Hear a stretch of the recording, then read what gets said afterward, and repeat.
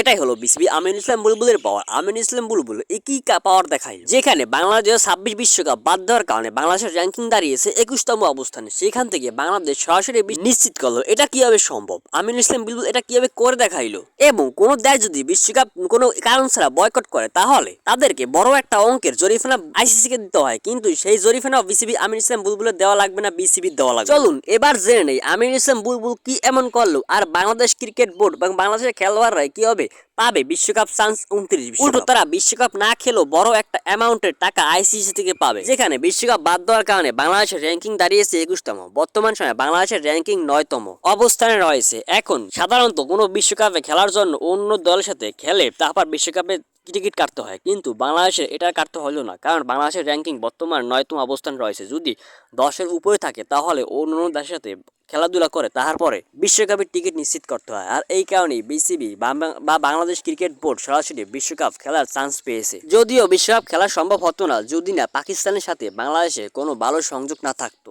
পাকিস্তান বাংলাদেশের সাপোর্ট না করতো, এই কারণেই শুধু চান্স পেয়েছে।